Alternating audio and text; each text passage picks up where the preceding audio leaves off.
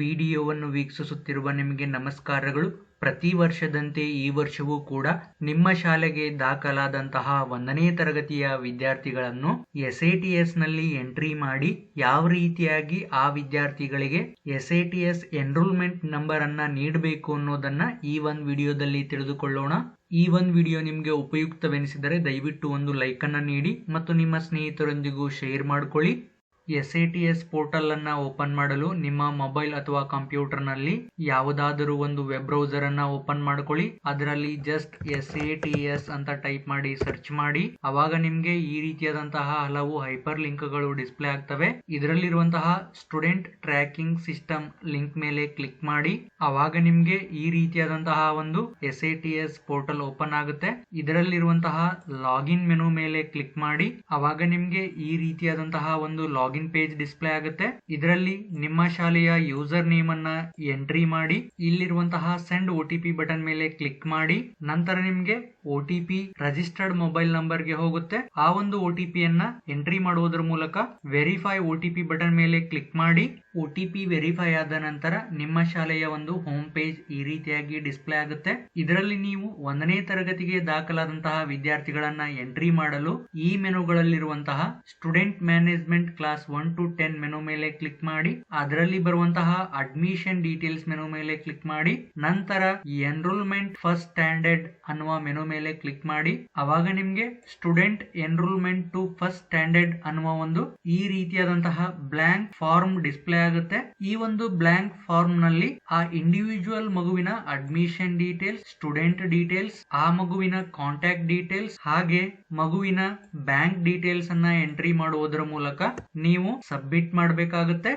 ಈ ಒಂದು admission details ನಲ್ಲಿ ಮೀಡಿಯಂ ಅನ್ನು ಸೆಲೆಕ್ಟ್ ಮಾಡ್ಕೊಳ್ಬೇಕು, ಮದರ್ ಟಂಗ್ ಅನ್ನ ಸೆಲೆಕ್ಟ್ ಮಾಡ್ಕೊಳ್ಬೇಕು, ಸೆಕ್ಷನ್ ಅನ್ನ ಸೆಲೆಕ್ಟ್ ಮಾಡ್ಕೊಳ್ಬೇಕು, ಅದೇ ರೀತಿ ಲ್ಯಾಂಗ್ವೇಜ್ ಗ್ರೂಪ್ ಅನ್ನು ಕೂಡ ಸೆಲೆಕ್ಟ್ ಮಾಡ್ಕೊಳ್ಬೇಕು. ಸಪೋಸ್ ನಿಮ್ಮ ಶಾಲೆ ಬೈ ಲ್ಯಾಂಗ್ವೇಜ್ ಶಾಲೆ ಆಗಿದ್ದರೆ ಈ ಒಂದು ಮೀಡಿಯಂ ಆಫ್ ಇನ್ಸ್ಟ್ರಕ್ಷನ್ ನಲ್ಲಿ ಇಂಗ್ಲಿಷ್ ತೋರಿಸ್ತಾ ಇರುತ್ತೆ.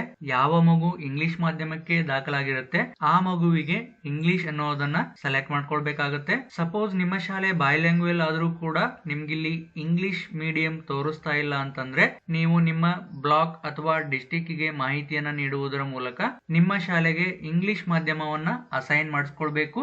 ಅದೇ ರೀತಿ ನೀವು ಮೀಡಿಯಂ ಅನ್ನ ಇಂಗ್ಲಿಷ್ ಸೆಲೆಕ್ಟ್ ಮಾಡ್ಕೊಂಡಾಗ ಈ ಸೆಕ್ಷನ್ ಕಾಲಮ್ ನಲ್ಲಿ ನಿಮ್ಗೆ ಸೆಕ್ಷನ್ ತೋರಿಸ್ತಾ ಇಲ್ಲ ಸೆಲೆಕ್ಟ್ ಮಾಡ್ಲಿಕ್ಕೆ ಅಂದಾಗ ನೀವು ಈ ಒಂದು ಮಾಧ್ಯಮಕ್ಕೆ ಸೆಕ್ಷನ್ ಅನ್ನ ಕ್ರಿಯೇಟ್ ಮಾಡ್ಕೊಳ್ಬೇಕಾಗುತ್ತೆ. ಸೆಕ್ಷನ್ ಅನ್ನ ಕ್ರಿಯೇಟ್ ಮಾಡಲು ಸ್ಕೂಲ್ ಮ್ಯಾನೇಜ್ಮೆಂಟ್ ಗೆ ಬನ್ನಿ. ಅದರಲ್ಲಿರುವಂತಹ ಕ್ರಿಯೇಟ್ ಸೆಕ್ಷನ್ ಮೆನು ಮೇಲೆ ಕ್ಲಿಕ್ ಮಾಡಿ. ಅವಾಗ ನಿಮ್ಗೆ ಯಾರ್ಡ್ ಸೆಕ್ಷನ್ಸ್ ಅನ್ನುವ ಒಂದು ವಿಂಡೋ ಡಿಸ್ಪ್ಲೇ ಆಗುತ್ತೆ. ಇದರಲ್ಲಿ ನೀವು ಸಿಲೆಬಸ್ ಅನ್ನ ಸೆಲೆಕ್ಟ್ ಮಾಡ್ಕೊಳ್ಬೇಕು. ಅದೇ ರೀತಿ ಯಾವ ತರಗತಿಗೆ ನೀವು ಸೆಕ್ಷನ್ ಕ್ರಿಯೇಟ್ ಮಾಡ್ಕೊಳ್ಬೇಕು ಆ ಒಂದು ತರಗತಿಯನ್ನು ಸೆಲೆಕ್ಟ್ ಮಾಡ್ಕೊಳ್ಬೇಕು. ಅದೇ ರೀತಿ ಸೆಕ್ಷನ್ ಟೈಪ್ ಅನ್ನ ಸೆಲೆಕ್ಟ್ ಮಾಡ್ಕೊಳ್ಬೇಕು. ನಂತರ ಮೀಡಿಯಂ ಅನ್ನ ನೀವು ಯಾವ ಒಂದು ಮಾಧ್ಯಮಕ್ಕೆ ಸೆಕ್ಷನ್ ಕ್ರಿಯೇಟ್ ಮಾಡ್ಕೊಳ್ತಿದ್ದೀರಿ ಆ ಒಂದು ಮಾಧ್ಯಮವನ್ನ ಸೆಲೆಕ್ಟ್ ಮಾಡ್ಕೊಳ್ಳಿ. ನಂತರ ಕ್ರಿಯೇಟ್ ಅ ಸೆಕ್ಷನ್ ಅನ್ನುವ ಒಂದು ಬಟನ್ ಮೇಲೆ ಕ್ಲಿಕ್ ಮಾಡಿದಾಗ ಅವಾಗ ನಿಮ್ಗೆ are you sure you want to create a section ಅನ್ನುವ ಒಂದು ಪಾಪ್ ಅಪ್ ಮೆಸೇಜ್ ಬರುತ್ತೆ. ಓಕೆ ಬಟನ್ ಮೇಲೆ ಕ್ಲಿಕ್ ಮಾಡಿ. ನಂತರ ನಿಮ್ಗೆ ಸೆಕ್ಷನ್ ಸಬ್ಮಿಟೆಡ್ ಸಕ್ಸಸ್ಫುಲಿ ಅನ್ನುವ ಒಂದು ಸಕ್ಸಸ್ಫುಲ್ ಸ್ಕ್ರೀನ್ ಜೊತೆಗೆ ನೀವು ಯಾವ ಒಂದು ತರಗತಿಗೆ ಮತ್ತು ಯಾವ ಒಂದು ಮಾಧ್ಯಮಕ್ಕೆ ಸೆಕ್ಷನ್ ಅನ್ನ ಕ್ರಿಯೇಟ್ ಮಾಡ್ಕೊಂಡಿರ್ತೀರಿ ಆ ಒಂದು ಮಾಹಿತಿ ಈ ಒಂದು ಲಿಸ್ಟ್ ಆಫ್ ಸೆಕ್ಷನ್ ನಲ್ಲಿ ಡಿಸ್ಪ್ಲೇ ಆಗುತ್ತೆ. ಮತ್ತೆ ನೀವು ಈ ಒಂದು ಅಡ್ಮಿಷನ್ ಫಾರ್ಮ್ ನಲ್ಲಿ ಮೀಡಿಯಂ ಆಫ್ ಇನ್ಸ್ಟ್ರಕ್ಷನ್ ಅನ್ನ ಇಂಗ್ಲಿಷ್ ಅಂತ ಸೆಲೆಕ್ಟ್ ಮಾಡ್ಕೊಂಡಾಗ ನಿಮ್ಗೆ ಸೆಕ್ಷನ್ ನಲ್ಲಿ ನೀವು ಕ್ರಿಯೇಟ್ ಮಾಡಿಕೊಂಡಿರುವಂತಹ ಸೆಕ್ಷನ್ ಡಿಸ್ಪ್ಲೇ ಆಗುತ್ತೆ. ಆ ಒಂದು ಸೆಕ್ಷನ್ ಅನ್ನ ಸೆಲೆಕ್ಟ್ ಮಾಡ್ಕೊಳ್ಬೇಕು. ಅದೇ ರೀತಿ ಈ ಒಂದು ಮಾಧ್ಯಮಕ್ಕೆ ಲ್ಯಾಂಗ್ವೇಜ್ ಗ್ರೂಪ್ ಅನ್ನ ಇಲ್ಲಿ ಸೆಲೆಕ್ಟ್ ಮಾಡ್ಕೊಳ್ಬೇಕಾಗುತ್ತೆ. ಸಪೋಸ್ ಇಲ್ಲಿ ಲ್ಯಾಂಗ್ವೇಜ್ ಗ್ರೂಪ್ ಡಿಸ್ಪ್ಲೇ ಆಗ್ತಾ ಇಲ್ಲ ಅಂತಂದ್ರೆ ಆ ಒಂದು ಇಂಗ್ಲಿಷ್ ಮಾಧ್ಯಮಕ್ಕೆ ಲ್ಯಾಂಗ್ವೇಜ್ ಗ್ರೂಪ್ ಅನ್ನ ಅಸೈನ್ ಮಾಡಿಕೊಳ್ಳಲು ಈ ಒಂದು ಸ್ಟೂಡೆಂಟ್ ಮ್ಯಾನೇಜ್ಮೆಂಟ್ ಕ್ಲಾಸ್ 1 to 10 ಮೆನುಗೆ ಹೋಗಿ ಅದರಲ್ಲಿ ಬರುವಂತಹ CCE ರಿಸಲ್ಟ್ ಮೆನು ಮೇಲೆ ಕ್ಲಿಕ್ ಮಾಡಿ. ನಂತರ ಇದರಲ್ಲಿ ಬರುವಂತಹ assign language group to school menu ಮೇಲೆ ಕ್ಲಿಕ್ ಮಾಡಿ. ನಿಮ್ಗೆ assign language group to school ಅನ್ನುವ ಒಂದು ವಿಂಡೋ ಬರುತ್ತೆ. ಇದರಲ್ಲಿ ನೀವು ಆ ಒಂದು ಇಂಗ್ಲಿಷ್ ಮಾಧ್ಯಮವನ್ನ ಸೆಲೆಕ್ಟ್ ಮಾಡ್ಕೊಳ್ಬೇಕು. ನಂತರ ಸರ್ಚ್ ಬಟನ್ ಮೇಲೆ ಕ್ಲಿಕ್ ಮಾಡಿ. ನಿಮ್ಗೆ ಯಾವ ಒಂದು ಲ್ಯಾಂಗ್ವೇಜ್ ಗ್ರೂಪ್ ಬೇಕೋ ಆ ಒಂದು ಲ್ಯಾಂಗ್ವೇಜ್ ಗ್ರೂಪ್ ಅನ್ನ ಇಲ್ಲಿ ಸೆಲೆಕ್ಟ್ ಮಾಡಿಕೊಳ್ಳುವುದರ ಮೂಲಕ ಅಸೈನ್ ಅನ್ನ ಕ್ಲಿಕ್ ಮಾಡಿ ನಿಮ್ಗೆ ಲ್ಯಾಂಗ್ವೇಜ್ ಗ್ರೂಪ್ ಅಸೈನ್ ಆಗುತ್ತೆ.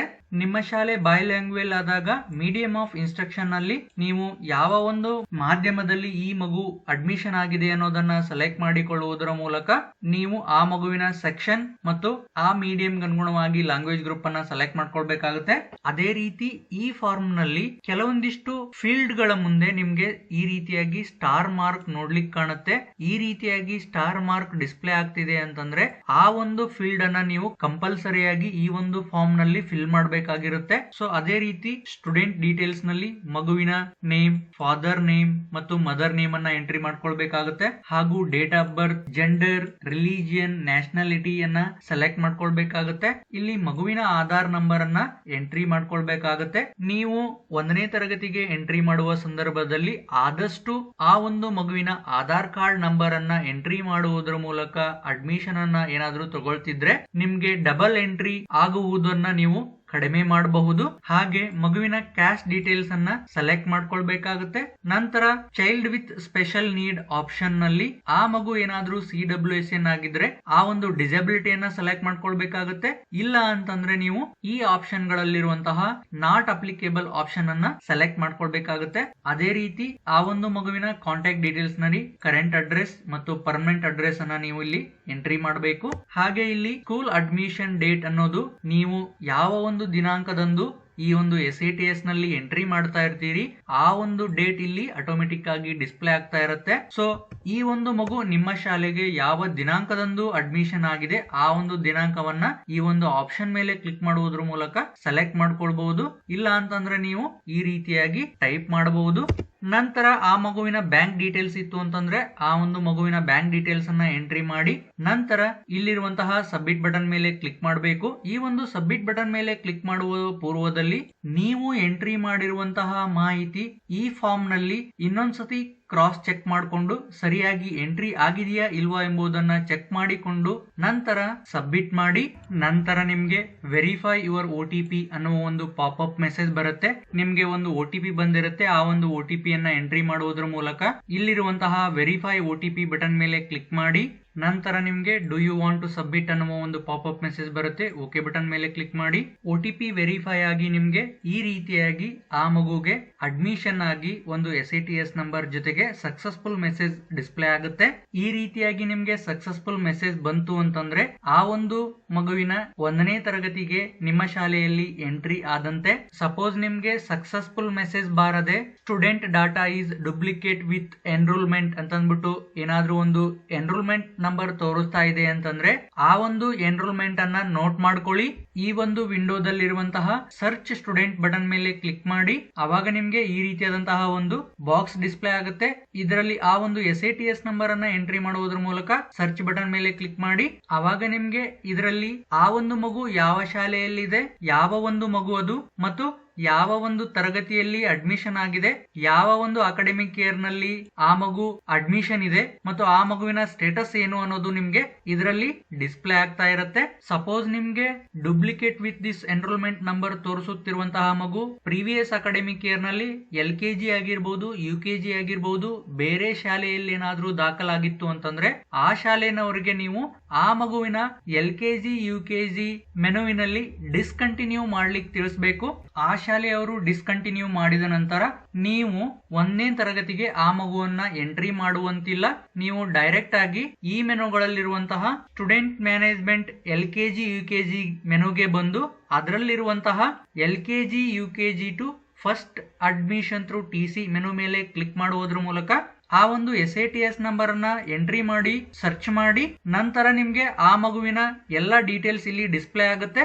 ಇದರಲ್ಲಿ ನೀವು ನಿಮ್ಮ ಶಾಲೆಗೆ ಆ ಒಂದು ಮಗು 1ನೇ ತರಗತಿಗೆ ಯಾವ ಒಂದು ಮೀಡಿಯಂಗೆ ದಾಖಲಾಗಿದೆ ಅನ್ನೋದನ್ನ ಸೆಲೆಕ್ಟ್ ಮಾಡಿಕೊಂಡು ಈ ಫಾರ್ಮ್ ನ ಕೆಳಗಡೆ ಇರುವಂತಹ ಸಬ್ಮಿಟ್ ಬಟನ್ ಮೇಲೆ ಕ್ಲಿಕ್ ಮಾಡಿದ್ರೆ ನಿಮ್ಮ ಶಾಲೆಗೆ ಆ ಒಂದು ಮಗು 1ನೇ ತರಗತಿಗೆ ದಾಖಲಾಗುತ್ತೆ.